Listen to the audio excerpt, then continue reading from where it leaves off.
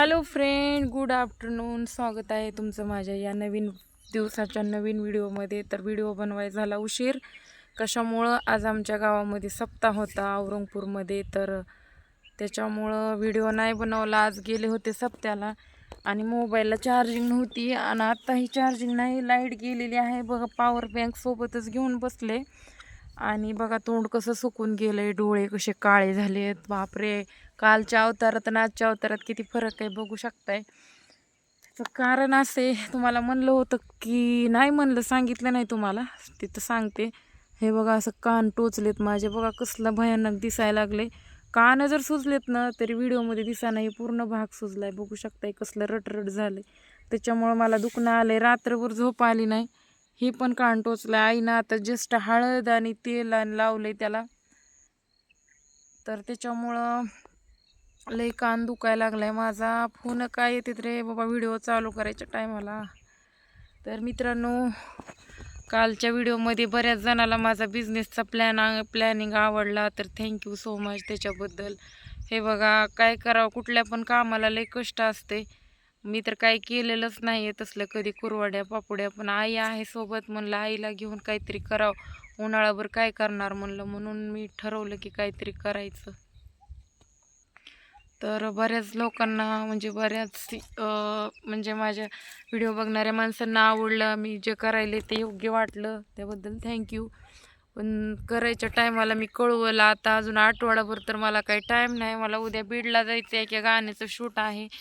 आपलं हे बाबासाहेब आंबेडकरांच्या गाण्यावर एक नवीन सॉन्ग काढलेलं आहे, दिग्दर्शक गौरीशंकर वाडमारे सरांनी. तर मी तिकडं जाणार आहे उद्या बीडला. त्याच्यामुळं आता उद्या मला वेळ नाही आहे, अजून 5-6 दिवस तरी नाही. आणि माझी तब्येत डाऊन झाली का रात्रपासूनच अचानक झाली, आणि आज तर सप्त्याला गेलते, त्यामुळे व्हिडिओ पण काढायला टाईम भेटला नाही आणि लय झोप वाटायला होतं. तरी हो का, आई इकडं झोपली आमची बघू शकताय. इथं हळद, झेंडूबाम, तेल एवढं आणलं होतं मी ह्या कानाला लावा, एवढे काना ठणठणच बोंबलायलाय, कान एवढं दुखायला लागले बाबा, डेंजर. उगाच्या उगं टोचलं. बाया कशा घालतात काय माहिती बुगड्या कानामध्ये. म्हणलं होतं सोन्याचं कराईन, मला आवडतंय ती, टोचून घेतलंय. छान दिसल का नाही काय माहिती.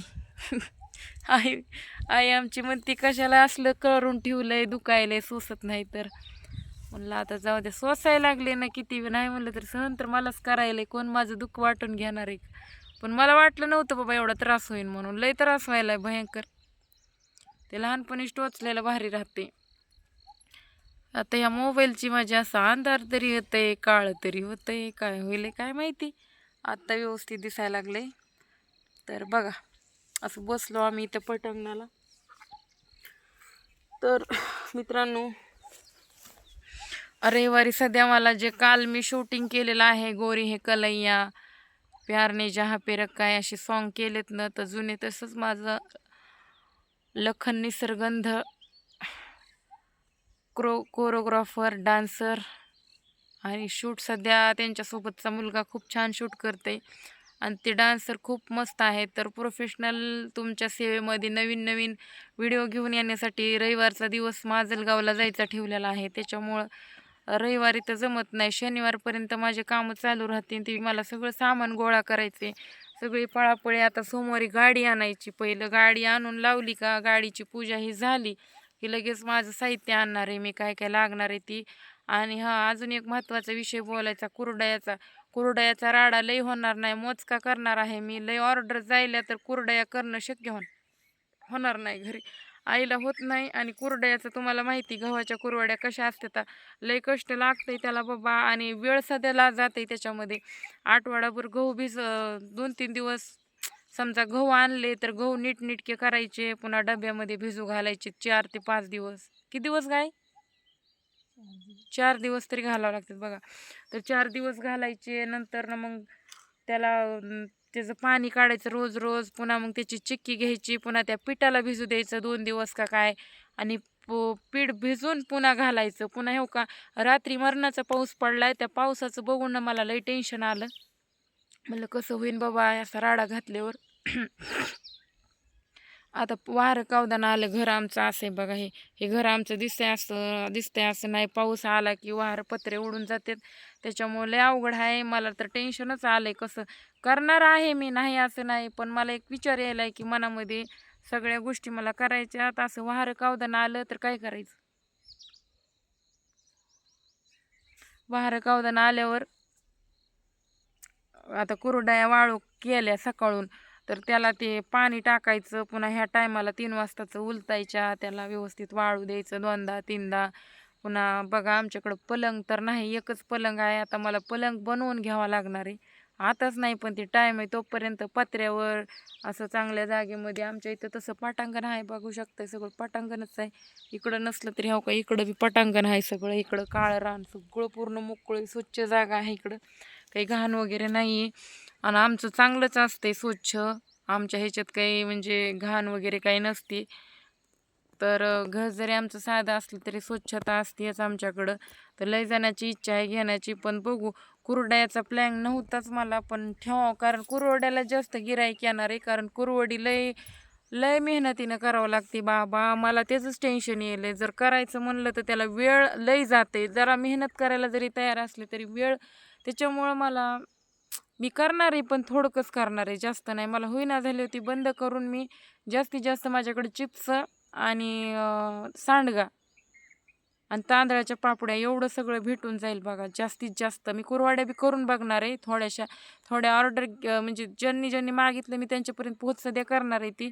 पण शक्यतो लय ऑर्डर झाल्या तर ते करणं कठीण होणार आहे मला. पण तरी पण बघूयात, जर लय त्रास व्हायला तर नाही मला करता येणार. आणि वारं कावदानीचे दिवस असल्यामुळं त्या राडा लय होते, आवरावरी करायचा, पळापळी बेजारी होती. पण आता सहन तर करावं लागेल. पण तुम्हाला तुमच्या माहितीसाठी सांगते, थोडा वेळ लागेल मला. सगळ्यांनी कमेंट केल्यात की बाबा आम्हाला पाहिजे, आम्हाला पाहिजे. खरंच थँक्यू सो मच. तुम्ही असंच जर मला सपोर्ट केला तर मला कुठं पळायची गरज लागणार नाही, जॉब करायची गरज लागणार नाही. तुमच्या सगळ्यांच्या आशीर्वादानं, कुणाच्या वाईट बोलण्यानं, कुणाच्या कशानं मला यश मिळालेलं आहे. सोशल मीडियात तर मिळालं. मी थांबले एका जागेवर, गाडी सध्या घेतली, सुखी पण आहे. माझी काही तब्येत वगैरे खराब नाही, लेकरं वगैरे सगळे चांगले आहेत, काही विषय नाही. पण आता छोटासा बिझनेस, मला काय हा बिझनेस खूप मोठा नाही आहे, हा उन्हाळी बिझनेस आहे, फक्त थोड्या दिवसापुरता. नंतर काही करल, माझ्याकडे थोडे थोडे पैसे आले की मी अजून नवीन नवीन काहीतरी करत राहील. पण काही ना काही करत राहणार आहे.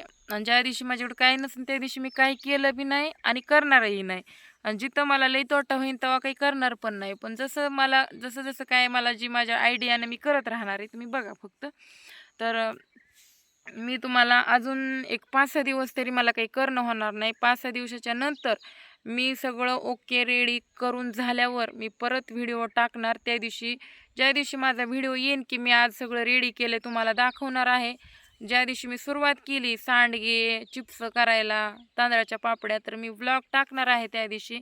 आणि तुम्हाला सांगणार बी, आणि करून केलेलं सध्या सुरुवात टाकणार आहे. आणि माझं रेडी झाल्यावर पुन्हा एक व्लॉग टाकणार.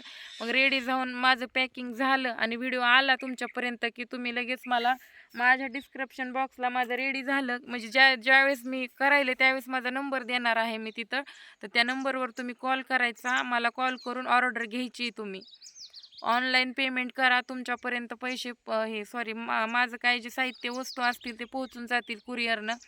आणि राहिला विषय जवळच्या माणसाचा, तर जवळच्या घरी पण येऊन नेऊ शकतात. मी त्यांना फोन केल्यावर ॲड्रेस वगैरे सांगल. ज्यांना कोणाला घ्यायचं असेल ते असंच तुम्ही सहकार्य करा.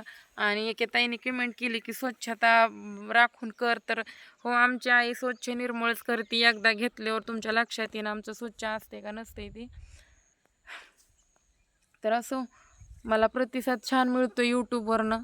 असंच तुम्ही सपोर्ट करत राहा आणि मार्गदर्शन सध्या करत राहा. कारण एखादी व्यक्ती काहीतरी करायली तर त्याच्या मागं उभारणं पब्लिकचं काम आहे किंवा माझ्या यूट्यूब फॅमिलीचं काम आहे असं म्हणते. तसं तुम्ही माझ्यासोबत आहात, काही विषय नाही. मला तुमचा आधार आहे असं मला वाटते कुठंतरी. आज ना उद्या माझा कोर्टातून निकाल लागल. निकाल जरी लागला आणि काही जरी झालं तर कष्ट मला करायचे. माझ्या लेकराबाळासाठी मला उभं राहायचं, त्यामुळे मला धावपळ करणं लय गरजेचं आहे. आता काय सांगावं तुम्हाला, मी करते म्हणून तरी असो की मी जर तसले ती नोकरीच करत गेले असते, पळाले असते, तर कदाचित माझं लय अवघड झालं असतं. अजून बी मला तसलीच जिंदगी कुत्र्यागत, ह्याचं बोलून घे त्याचं बोलून घे. बापरे, आता मी जिंदगीत कधी कुणाचं ऐकून घेणार बी नाही आणि मला कुणाच्या घरी जायची वेळ येणार बी नाही. एवढं मी तुम्हाला विश्वास देऊन सांगते. सगळं काही माझं ठीक आणि ओके होणार आहे. तर असो, लोकांनी लय त्रास दिला आतापर्यंत कामावर बाहेर. ह्या 5 वर्षात मी कुत्र्यागत त्रास त्रास भोगून आले, पण त्या त्रासातून संघर्षातून मी अनुभव आणि नॉलेज घेऊन आले. आता मला काही सांगायची शिकवायची गरज नाही. कुणाला कसं बोलायचं, कुणाला किती खरं सांगायचे, कुणासोबत कसं वागायचं हे मला चांगलं कळाले. ह्या जगामध्ये कशा प्रकारचे लोक आहेत ते सगळं मला अनुभवून मी आले. जॉबमध्ये काय, व्यवसायामध्ये काय, हे सगळं मला अनुभव आलेला आहे. त्यामुळे आता मी काही फसत नाही, कुणाचं ऐकून घेत नाही, कुणी माझ्याकडं बोट उचलू शकत नाही. फक्त ऑनली ओन चांगल्या माणसाची संगत करायची, वाईट माणसाची करायची नाही. मला आतापर्यंत वाईट लोक भेटले, लय त्रास झाला बाबा. आता अजिबात त्रास कुणाचा करून घ्यायचा नाही आणि कुणाचं तोंड बी बघायचं नाही. राहिला प्रश्न इथं माहेरच्या लोकांचा किंवा गावातले नातेवाईक, मला जे लोक नावं ठेवते त्यांचा, पण त्यांच्या घरी आपण तुकडा मागायला जातो का नाही. ते आपल्याला नवऱ्यानं सोडून दिलंय, एकटी मायबापाच्या इथं आहे. आता मी माझ्या परीनं धडपडून लेकरा बाळासाठी कसं तरी जगायचा प्रयत्न करते. ते लोक नावं ठेवतात मला, पण ठेवले तर ठेवले. आपल्याला माहिती ना आपण योग्य आहेत, आपण योग्य कॅरेक्टर आहेत, तर त्यांच्या बोलण्यानं आपलं काय वाईट होणार आहे का? नाही होणार. आता गावात आमच्या एवढे मला नावं ठेवतात लोक, खंडीभर नावं ठेवणारे. 4-2च लोक असतील मला चांगले, बाबा चांगले व्हिडिओ बनवती म्हणणार. नाहीतर गु खाऊन गोखाली माती खाते. खाऊ जा म्हणते मी, लक्ष देत नाही ना, कुणाच्या घरी दारी जात नाही. माझ्या आईबापाचं घर सोडून मी कुठं जात नाही. माझे मी व्हिडिओ करते, मला हसतेत महागं मोर, वाईट बोलतात. पण बोलू जा, जे माझ्यात आहे ते त्यांच्यामध्ये नाही. त्यांना शेवटी कुत्र्यागत गांडीत माती जाऊस तर काम करावं लागते, तेव्हा पैसे येतात. तसं माझं काय नाही. माझ्या लोकांना व्हिडिओ बघितले की पैसे येतात, कमेंट लाईक केले की पैसे येतात. मग माझ्यामध्ये जे आहे त्यांच्यामध्ये नाही, ते म्हणून तसं मला बोलतात. काही कुणी असो ना, मला नाही कोणी बोलू जा. माझ्या ह्या सोशल मीडियाच्या माध्यमातून मला चांगले चांगले लोक भेटली, सपोर्ट करणारे सध्या भेटले, आणि मला जे फॉलो करते ते सपोर्ट सिस्टम आहेत माझे. तर त्यांना मनापासून थँक्यू म्हणते. तुमच्यामुळं कुठंतरी थांबण्याची वेळ आलेली आहे मला. ह्या यूट्यूबमुळं, ह्या सोशल मीडियामुळं. जरी 10 लोक वाईट बोलणार असते तर 5 चांगले, त्या 5चाच विचार करत असते मी, 10चा विचार करत नाही.